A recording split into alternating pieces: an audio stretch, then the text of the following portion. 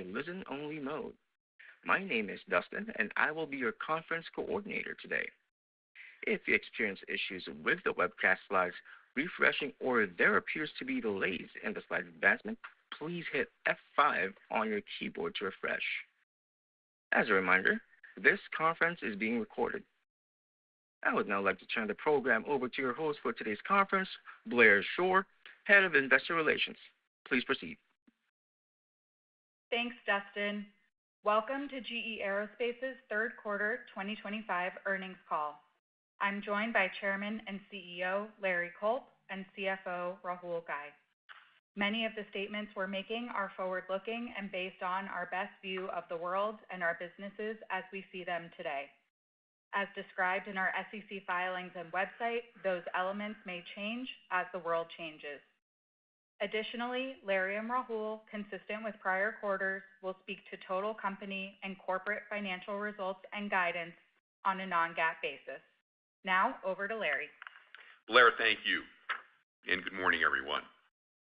At GE Aerospace, our purpose is simple.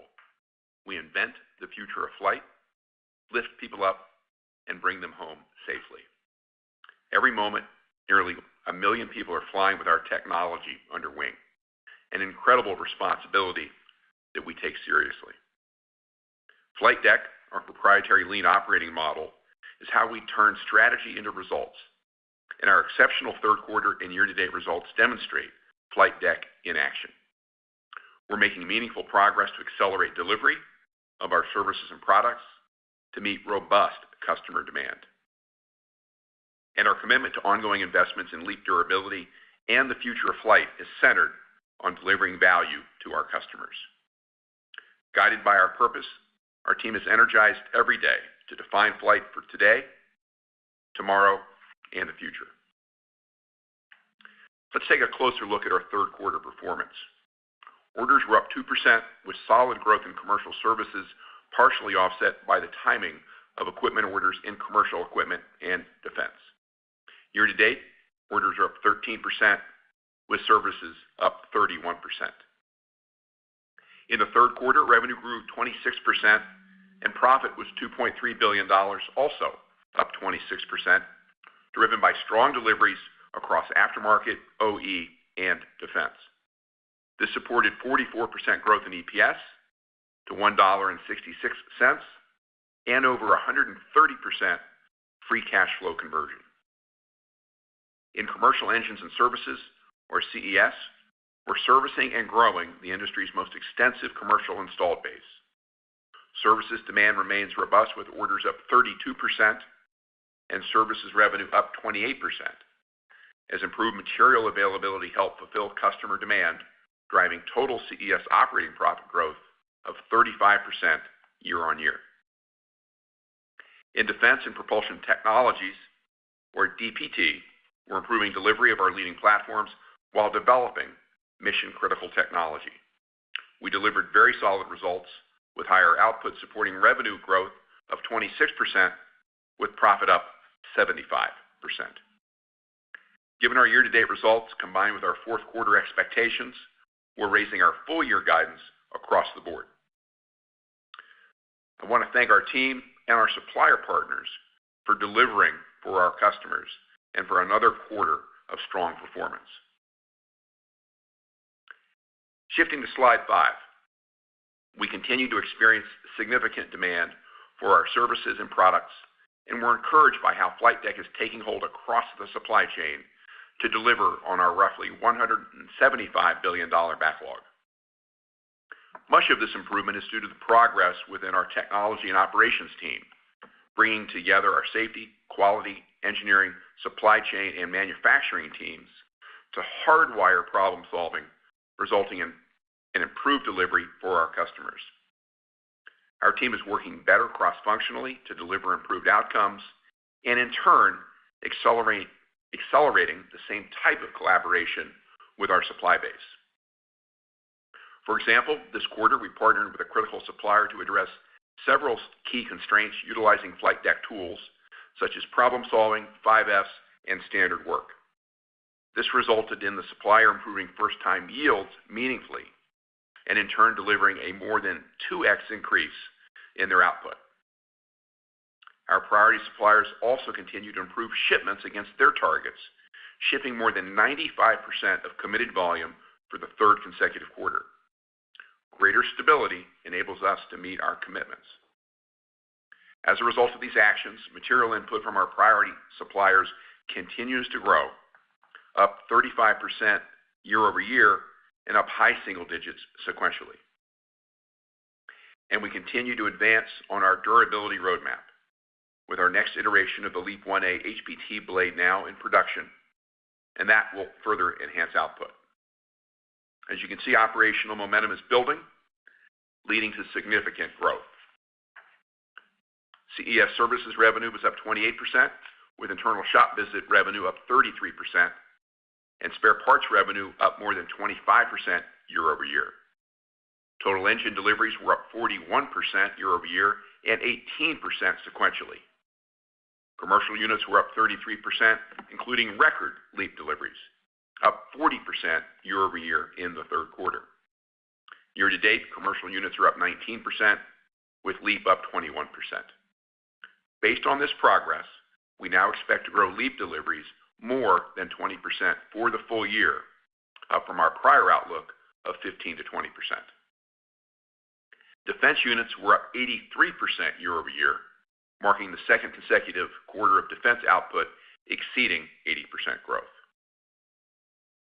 Additionally, while CFM56 continues to fly for longer, and with LEAP's fleet size expected to triple by 2030, flight deck is also helping us expand our capacity and capabilities to reduce turnaround times and improve shop visit output, two top priorities to meet the demands of our customers.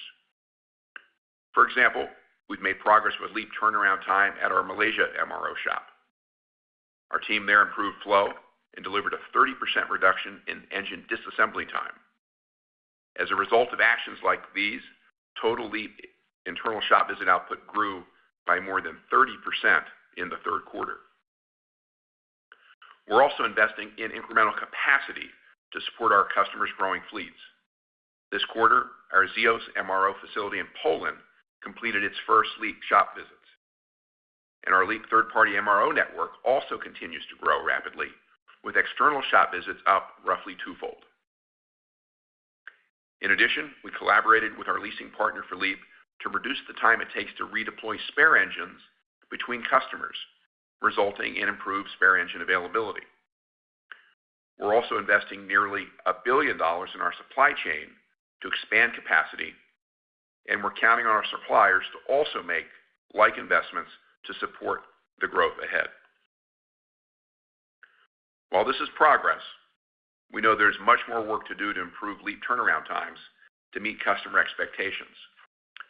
We're accelerating our use of flight deck, taking lessons learned and applying them across our network to deliver a better experience for our customers.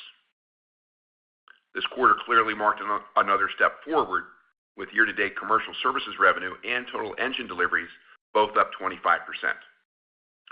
We're well positioned to ramp further as we go into 2026. Turning to slide 6. One of the flight deck behaviors that guides our company is to be customer-driven in all that we do.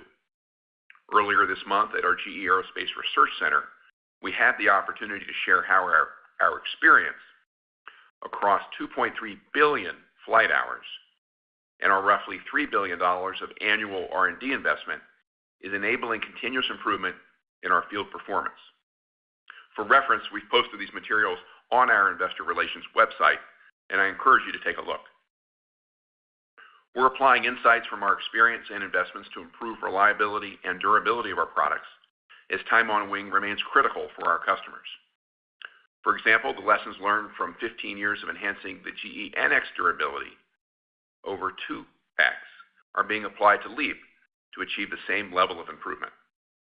And we're increasing our investments in LEAP services technologies, such as our analytics-based maintenance, which predicts the optimal time for a shop visit, and repairs which reduce reliance on new material, benefiting both cost of ownership and turnaround times. Combined with our progress on delivery, we're actively working to meet customer expectations on LEAP.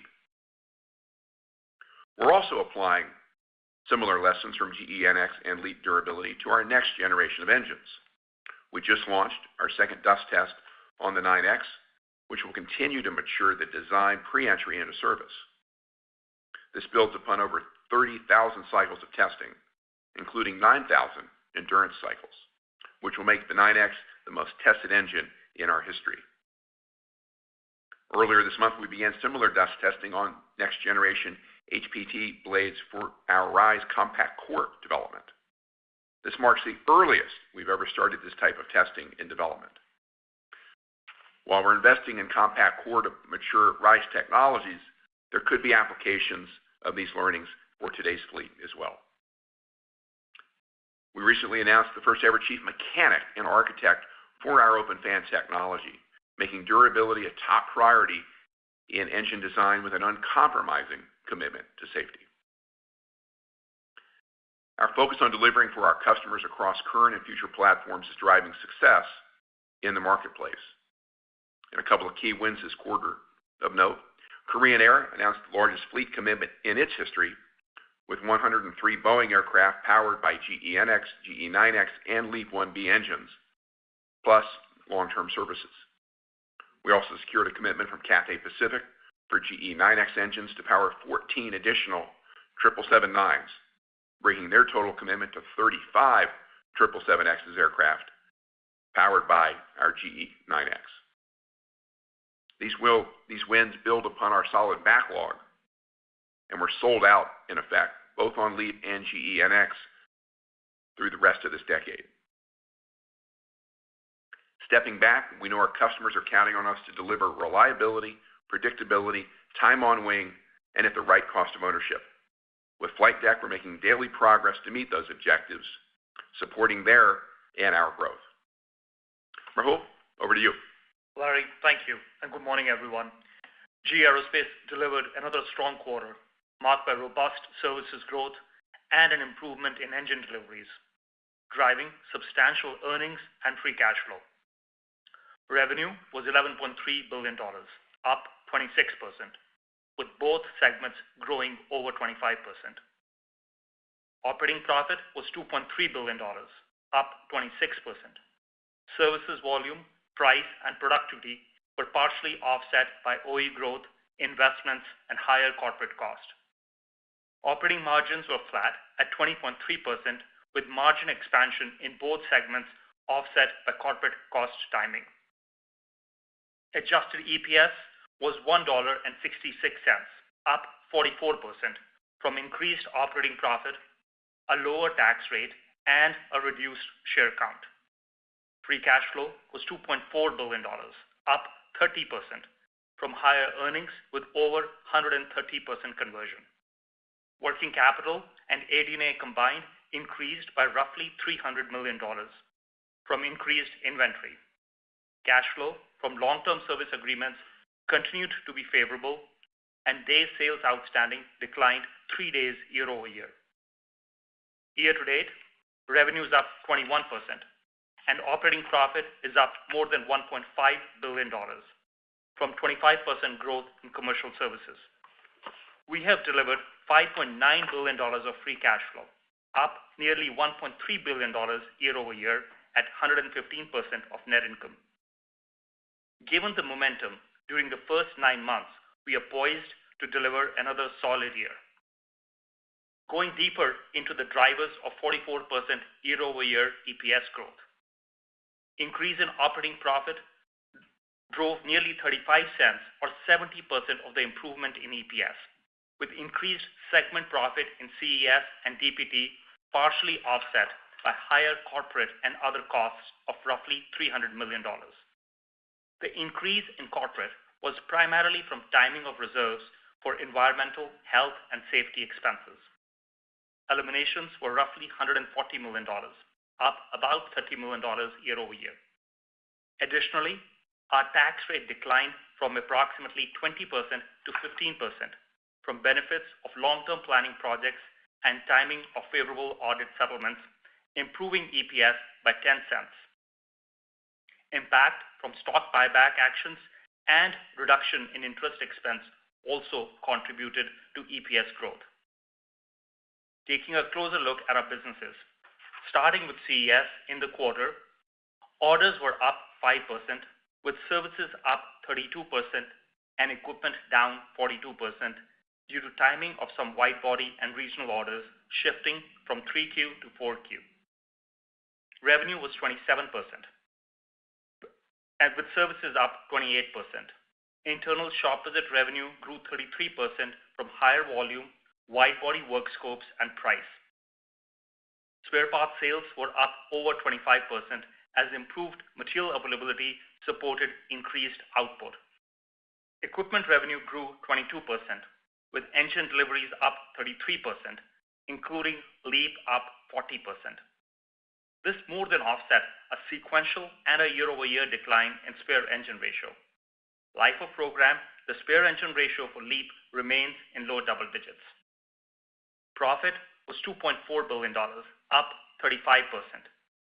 Services margins were strong, driven by higher volume, price, and a favorable shop visit and spare parts mix. This more than offset the impact of higher installed deliveries, including 9X shipments and an increase in R&D spend. Segment margins expanded 170 basis points to 27.4%, with services revenue growth, mix, and price more than offsetting OE growth and impact from adverse mix. Year-to-date, CES has delivered revenue growth of 24%, operating profit of $6.6 billion, up $1.7 billion year-over-year, with margin expansion of 210 basis points, while delivering around 20% increase in engine shipments. Moving to DPT, orders were down 5% due to timing across quarters. Defense book-to-bill remained above 1 in the quarter and is 1.2 year-to-date. Our total DPT backlog is at $19 billion, up $1.5 billion year-over-year. Revenue grew 26% in the quarter. Defense and systems revenue was up 24%, driven by higher engines volume, up 83% year-over-year, and improved pricing. Propulsion and additive technologies grew 29%, with all businesses growing over 20%. Profit of $386 million was up 75% year-over-year. Higher volume in defense and avio, customer mix, price, and lower losses at additive offset continued investments and inflation. Margin expanded 380 basis points to 13.6%. Year-to-date, DPT has delivered 11% revenue growth, $1 billion of profit, up 27% with 170 basis points of margin expansion. Turning to guidance on slide 11. Given the strong year-to-date performance and trajectory entering the fourth quarter, we are raising our full-year guidance across the board. We expect revenue to grow high teens, up from our prior outlook of mid-teens. At CES, we now expect growth of low 20s, up from our prior outlook of high teens. This is driven by higher services revenue, which we now expect to grow low to mid-20s, up from high teens. We continue to expect equipment to grow high teens to 20%. We now expect DPT growth of high single digits, up from mid to high single digits previously. Operating profit is now expected to be in a range of $8.65 to $8.85 billion, up $400 million at the midpoint from the prior guide. CES operating profit is now expected to be in a range of $8.45 to $8.65 billion, up $450 million at the midpoint from prior guide. This reflects the drop-through from roughly $1 billion improvement in services revenue in the second half versus our prior guide and favorable services mix. We expect DPT profit to be in the $1.2 to $1.3 billion range, up $50 million at the midpoint versus the prior guide, reflecting year-to-date performance from improved deliveries. Corporate costs and eliminations are expected to be roughly $1 billion. Additionally, we are improving our interest expense and tax rate outlook for the year and now expect interest expense of approximately $850 million and tax rate of 17.5%. Taken together, we are raising our EPS guidance to $6 to $6.20, up 40 cents at the midpoint from the prior guide. We are also raising our free cash flow guidance to $7.1 to $7.3 billion, up $500 million at the midpoint, primarily from higher earnings. We are all set to close out another excellent year in 2025 and well positioned for continued growth heading into 2026. With that, Larry, back to you. Earl, thank you. I'm encouraged by our progress this quarter, which builds upon our leadership positions across both commercial and defense, and in turn supports the improved financial outlook we're sharing today. GE Aerospace has sustained competitive advantages. With the industry's largest fleet, 78,000 engines and growing, we have accumulated over 2.3 billion flight hours and have certified 7 commercial engine programs in the last 20 years. This experience base keeps us close to our customers and provides unmatched insights on performance, making us the partner of choice. We use these insights to continuously improve our services and products, delivering reliability, predictability, time on wing, and lower costs of ownership. We offer the best performing products under wing across our narrow-body, wide-body, regional, and defense platforms. Our world-class engineering teams, combined with roughly $3 billion in annual R&D investment, drive next-gen technology to improve durability, efficiency, and turnaround times, along with advanced defense capabilities. And through Flight Deck, we're turning strategy into results with a relentless focus on safety, quality, delivery, and cost, always in that order. The GE Aerospace team is poised to deliver exceptional value to our customers and shareholders, and I'm confident in our path ahead. So with that, let's open it up to questions. Before we open the line, I'd ask everyone in the queue to consider your fellow analysts and ask one question so we can get to as many people as possible. Dustin, can you please open the line?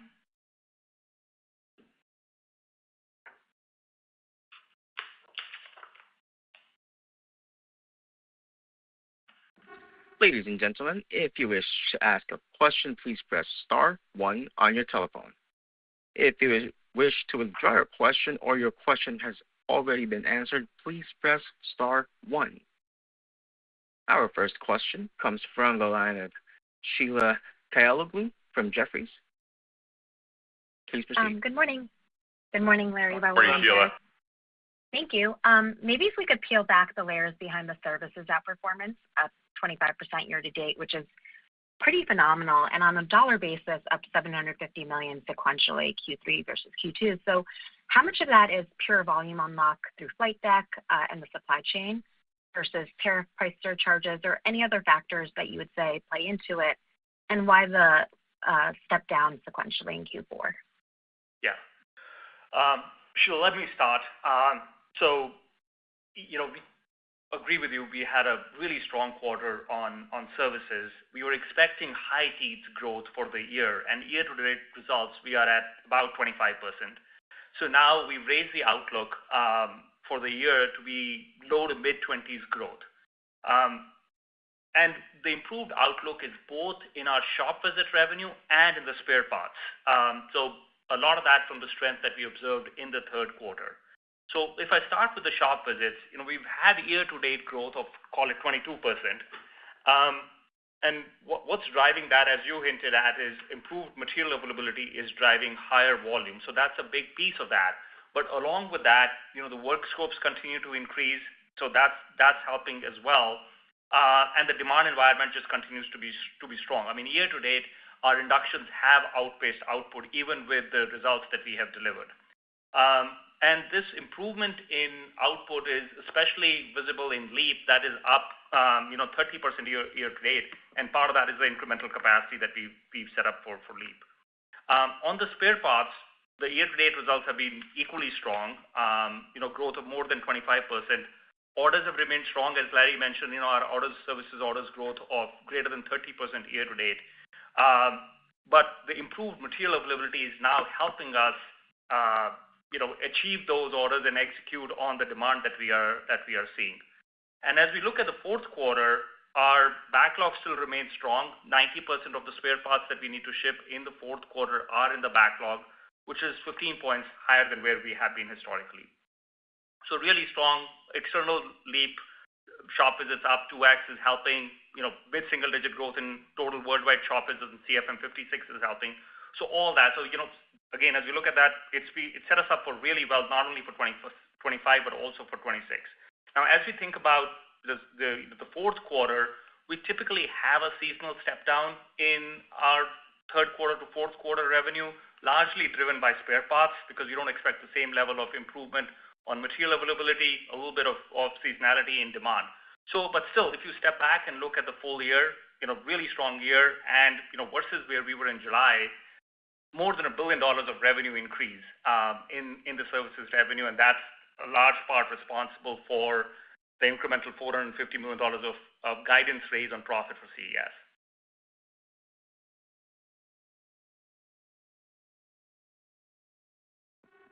Thank you.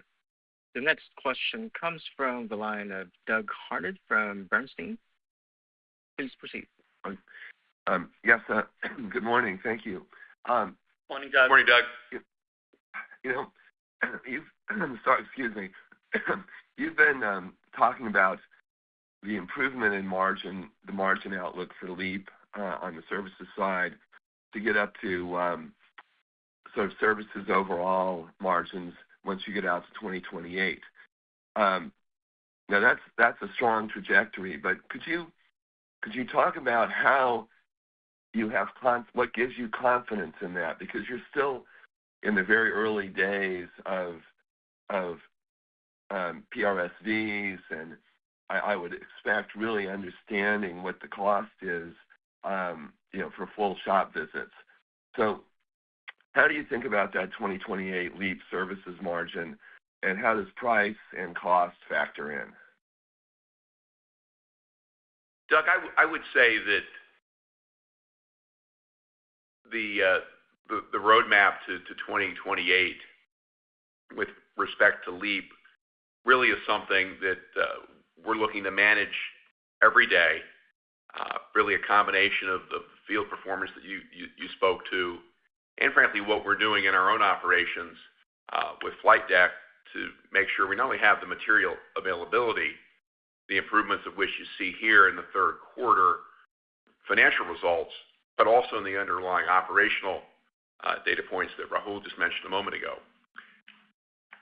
As we project that forward, I think we've been making the improvements in the supply base, in the field performance, witness the durability kit with the 1A that's now in the field. Very much, and the cost reductions as well, be they productivity, which material availability really does unlock in our shops, very much in line with our expectations. So there's a lot of work to do between now and 2028, but I think given the multiple levers that we have to pull and the underlying product improvements, that we have the conviction not only behind the strength of today's results, but the roadmap from here, both in terms of the eyes of investors, as you just framed it, as well as customers. Yeah. Rahul, anything you'd add there? Larry, just maybe a couple of things to add here, Doug. Larry spoke about the flight deck improvement. We spoke about all the improvements that we are driving this year in LEAP output. As we see ourselves till 2030, we expect this 30% year-over-year internal shop visit growth to continue, right? So that the volume is going to be a big piece of that. And as you think about the external channel, I think Larry spoke earlier in his prepared remarks about the external channel being up 2x year-over-year. I mean, that unlocks the spare parts revenue stream for us. So that's helping. We also spoke about the investments that we are making on repair technology. That reduces the cost of the shop visit, in addition to unlocking our shop visit output. So all those things are helping, and durability is kind of hanging in there. I think with the introduction of the durability kit, we are very confident of getting to CFM56 levels of performance on LEAP 1A and then soon on 1B as we look forward to 2028. So all those things are what gives us confidence about the trajectory that we have on LEAP.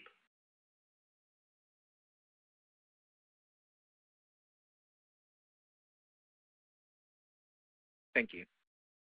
The next question comes from the line of Miles Walton from Wolfe Research. Please proceed. Thanks. Good morning. Good morning, Miles. I was hoping to touch on capital deployment. The operations are all going fantastic. You're generating a ton of cash. The stock price is reflecting it. Where and how do you balance capital deployment, share repurchase in particular at this point, vis-a-vis your stock price? You haven't slowed down your pace, so I imagine that gives us good indication that you still think there's good value there. But is the dial going to turn towards M&A at any point, do you think, in the nearer future?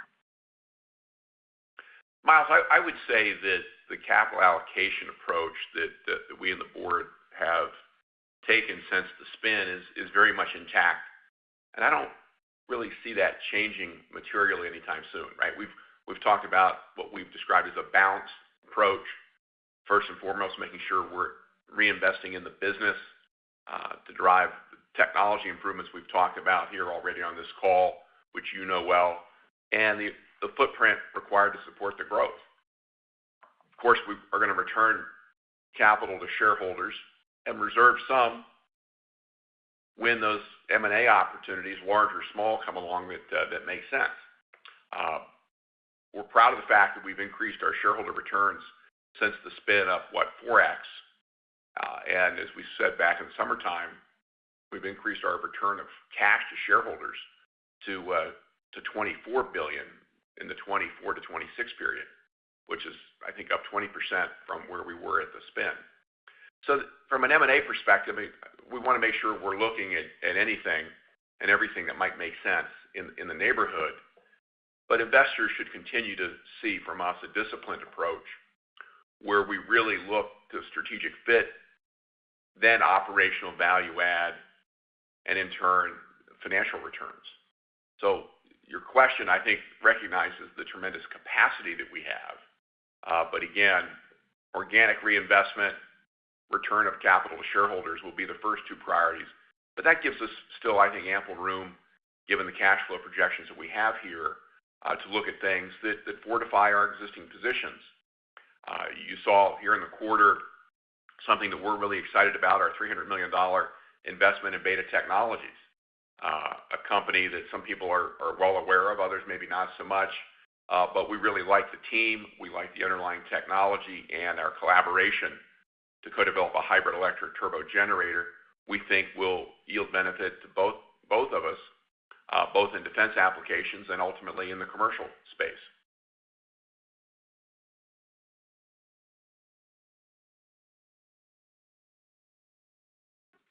Thank you. The next question comes from the line of Seth Seifman from JP Morgan. Please proceed. Hey, thanks very much, and good morning, everyone. Good morning, Seth. I wanted to zero in on the spares performance a little bit within services and kind of, given I think our usual starting point for how to think about spares is like departure growth. And so, outpacing that by a bit, and also, dramatically outpacing the outlook that you had for 2025 at the start of the year. So when we think about what's driving that, is it all material availability? Is there a part of that that comes from outfitting LEAP shops out in the network? And if so, what's kind of the tail on that allows spares growth to kind of, exceed that underlying departure level? And also, given the mix of engines that do internal shop visits versus the mix of engines that are, not on internal plans, should we think about CFM56 being the main driver of spares growth? Yeah. So Seth, let me start here. I think you had a lot of the data points that actually drove the performance, kind of in your question here. So if we start unpacking that, I think if you look at the spare parts performance, obviously we spoke to the orders growth. Orders has remained really strong. And what's driving the orders growth, besides the increase in departures where you started, is a lot of pent-up demand. If you look at the number of shop visits that will be done in 2025 globally, worldwide shop visits, that's still below where we were in 2019. So the worldwide shop visits still have not recovered to the 2019 levels. So there's a lot of pent-up demand here on volume, and that's a big piece on why the total demand is kind of outpacing the departures growth. The second is the increase in work scopes. So we've been talking about increase in work scopes both internally and externally. So if you look at GE90 as an example, the GE90 is now going, like 70% of the shop visits haven't gone in for a second shop visit. So we're beginning to see the second shop visits come through, and that could be 60 to 70% heavier than the first shop visit. So that's the increase in work scopes is a big piece. And the same thing's happening on LEAP, the same thing's happening on NX. You spoke about material availability. I think that's an unlock here as well, because we've spoken about a delinquency continuing to increase. And, our output has been increasing, but we are still behind on meeting demand. And that continued even into this quarter, right? Even with the spare parts growth we've had. So I think all of that is kind of, driving this. And as we look forward into 26, we still expect that, we expect departures growth of where we have been in 2025, kind of 3 to 4%. But the number of engines that will come off wing are going to be up double digits. So we do expect this kind of difference between departure growth and spare parts demand to continue for a while, just given everything I've said, plus the engines that are going to come off wing. So hopefully that answers the question.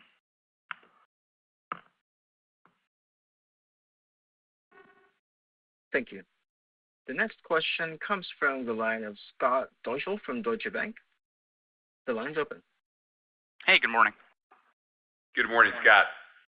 Rahul, would you be able to share any of your current thinking on 2026 at this point, particularly as it relates to CES revenue growth and then margins as well?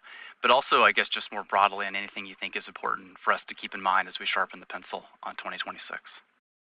Okay, let me start, and Larry, please jump in here. As we think about 26, Scott, firstly, and especially on the commercial side, the environment today feels better than where we were 3 months ago, right? I mean, 3 months ago, we were expecting second half departures growth to be kind of flat to maybe low single digits. Now it's solidly in the 3 to 4% range. So I think the air traffic growth has stabilized. So 26 feels a little bit better than where we were a couple of months back. But the more important part here, and this goes partially back to Seth's question a minute ago, is the basic algorithm of the demand and performance on the CES business has not changed. Install base is growing, right, both on the wide body and on the narrow body side. As I said in response to Seth's question, the number of engines that need a shop visit is projected to be up double digits in 26, just based on the number of cycles that they've already flown. And that will add to the demand that's out there. And then the work scopes on wide body, low single digit kind of net price increase that we are expecting, which seems reasonable. So we do expect the services business to continue to our overall growth. And then as we get into, as we think about specifically on the 26 growth, we don't expect a repeat of the 25 performance. We don't expect 25 growth to be, 26 growth to be kind of at the 25 levels, but it'll start normalizing towards our double-digit levels that we had projected over the medium term. And then on the new business, new equipment business, obviously the backlog is very strong, and we expect call it 2,000 LEAP engine shipments, and then incremental 9X shipments here, because our volume assumptions on 9X have not changed since we were together back in July. And we do expect 9X losses to kind of double on a year-over-year basis, or more than double on a year-over-year basis as we think about 26. So that will offset some of the positive drop-through that we will see from services. And then DPT, I think we expect continued kind of mid-single-digit revenue growth, some margin expansion that we outlaid back in July. So you put all that together, productivity is a plus, but we're facing inflation. We have the 9X losses, so we expect kind of margin expansion opportunities to be limited here. But we are optimistic as we look at 26. We expect revenue growth, strong revenue growth, profit growth, cash, and we think of 26 kind of as a step along the way to 2028. So that's our current thinking. Obviously, we put a sharper point on it. Larry, anything to add? No, just maybe that, right? We're just in the process of wrapping up our strategy reviews. We'll spend the fourth quarter working through the details of the 26 budget. I think Rahul did a nice job there providing the general contours of that work that is underway. We'll take the board through it at the end of the year, and then we'll come back at earnings and talk about 26 in more detail. Is basically our practice here. But I think net, we're more or less in line with the 28 framework we talked about back in July, with a lot of good tailwinds in terms of the demand environment and clearly operational momentum building with flight deck. Put those two dynamics together, I think that's what you're going to see come January.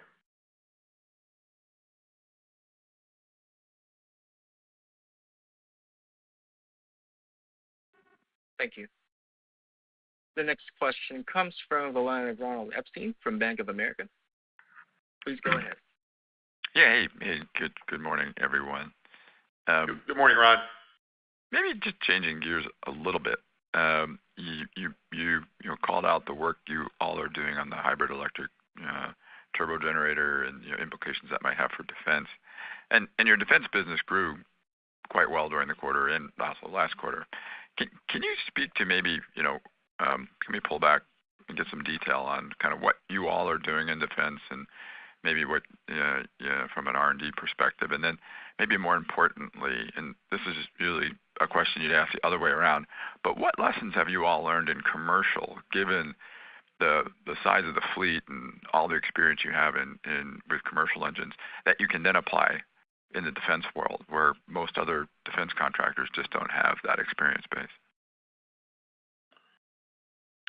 Well, Ron, if I maybe take those in reverse order.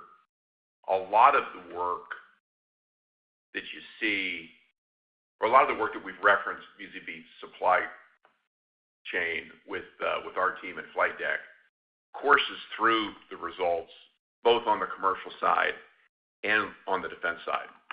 Right? Talk about a quarter where you've got revenues up 26%, profit up 75%. Of note, the defense engine output was up 83%. We hung an 8 handle on that for the second quarter in a row, I believe. That really speaks, I think, to the strength of the backlog there. Maybe some of the underperformance a year ago, but the just outstanding work that the teams have done, leveraging a lot of what we've done in commercial and in turn the shared supply base. When we look at what we could do, if you will, more commercially, I think we are keen to take advantage of the moment at the Pentagon to share some of our best practices with respect to moving at pace through development cycles, perhaps in how we think about sustainment models, to be creative and be responsive to some of the investment and budgetary realities that are out there.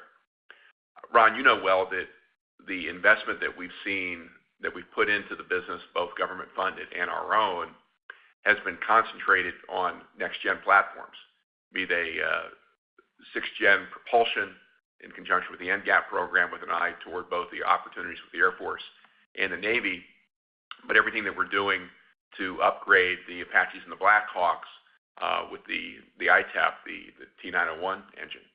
So there's a lot that's in progress with respect to future platforms.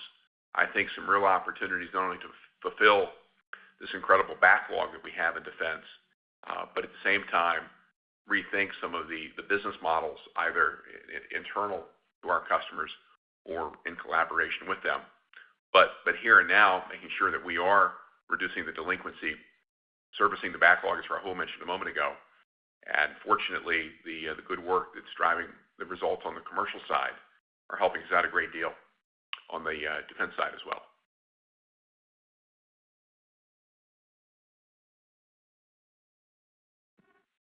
Thank you. Our next question comes from the line of Robert Stallard from Vertical Research. Please proceed. Thanks so much. Good morning. Good morning, Robert. Quick question for Larry. You mentioned durability a number of times in your initial comments. I was wondering, following up from that, how the initial performance has been on that new blade on the LEAP 1A, and how long is it going to take to roll that blade out across the installed base? Thank you. Well, we're very pleased with the performance of the durability kit on the LEAP 1A, the new blade of which is at the heart of that durability kit. We think that will drive a 2x improvement. Think 8,000 cycles in harsh environments. Think 17,000 cycles in neutral environments. So far so good. No surprises in that regard, given the testing. We're in the certification process on the LEAP 1B equivalent, and are expecting to see that come through the pipeline in the first half of next year. So I think, again, we're encouraged by what we are seeing in that regard. It's probably a multi-year effort, Robert, to upgrade the installed base. Certainly having the LEAP 1A durability kit in production helps in that regard. We're tending to the aftermarket now, and we'll do the same thing with Boeing once we're on the other side of certification. So I'd say no surprises to date. A lot of work still ahead of us, but fundamentally encouraged by the impact that will have on durability and, in turn, the performance for our customers.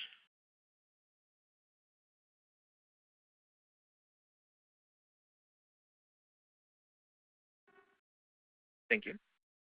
Our next question comes from the line of Gautam Khanna from TD Cowen. The line's open. Thanks. Good morning, guys. Morning, Gautam. Good morning. Hey, I was wondering if you could elaborate on where you're seeing the greatest improvement in supply chain material availability, because it's been pretty consistent year to date. And just has it been any breakthroughs, or if you could just give us some color inside baseball, please. Thanks. Yes. Well,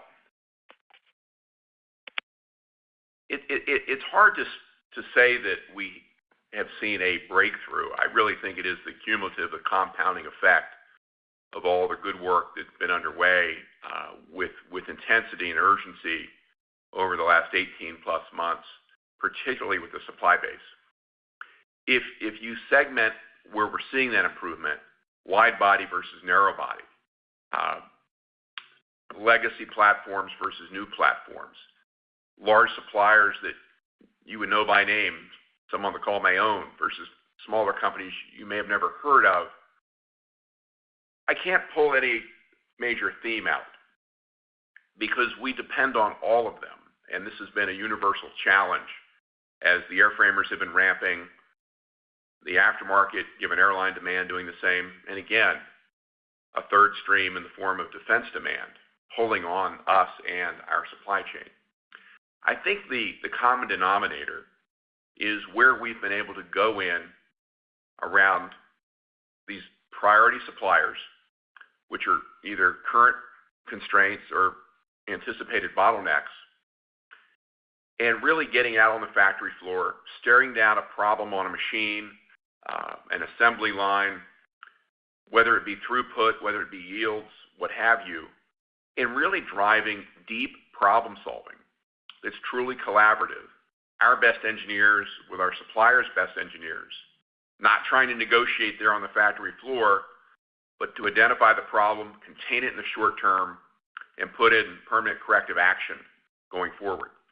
There are fits and starts that we manage in that regard every day, every week, but I think we've gotten better at that.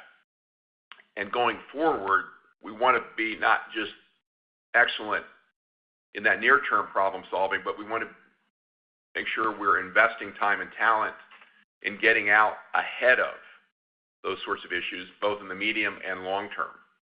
So as we look at readiness going into 26, let alone some of the longer term conversations that we might have, say, with Airbus as they talk about rate 75 and the path there, as Boeing now has the latitude to go up to the next rate break, making sure that we've got visibility and that we're communicating the same with our airframer partners is just critical, right, for our planning purposes and theirs. So no one breakthrough other than just the relentless application with urgency of our flight deck tools deep into the supply base wherever we have a constraint or bottleneck. It's that simple and that hard. Dustin, we have time for one last question. Thank you. The next question comes from the line of Scott Mikus from Melius Research. Please go ahead. Good morning, Larry and Rahul. Good morning. Quick question on commercial aftermarket revenue growth. I mean, historically, for the industry, it's been strongly correlated with flight activity and ASK growth, but the commercial services revenue growth has continued to reaccelerate despite the deceleration in ASK growth. So just has anything structurally changed about the business model that could cause your aftermarket growth to decouple or sustainably outperform ASK growth over the long term? Or is it simply just strength driven by heavier work scopes, better throughput because of a healthier supply chain, and the flight deck productivity?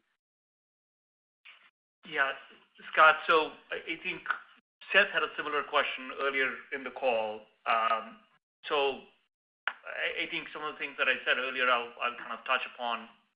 A lot of this, with the disconnect that we're seeing with our demand outlook and the departures growth goes fundamentally back to the pent-up demand on kind of shop visits, right? As I said earlier, shop visits in 25 are going to be below 2019 levels. The increase in work scopes that we are seeing, especially on the wide body side, both on GE90, on GEnx, as those migrate to the next level of shop visit. So that's a big piece of that. The growth of our external LEAP channel. We spoke earlier about LEAP external shop visits being up 2x in the quarter, right? As we think longer term for the year, we expect LEAP external shop visits to be kind of in the mid-teens, slightly above that range.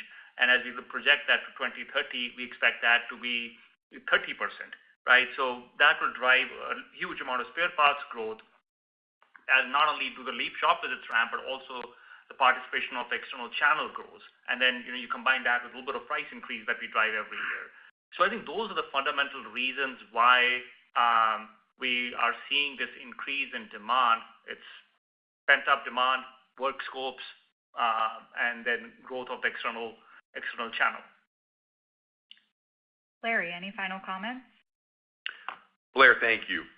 Yeah, just to close, GE Aerospace is an exceptional franchise with enduring competitive strengths and a clear path for continued value creation.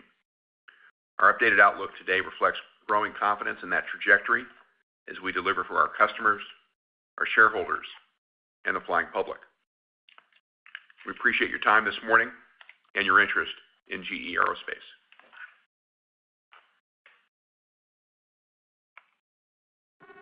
Thank you, ladies and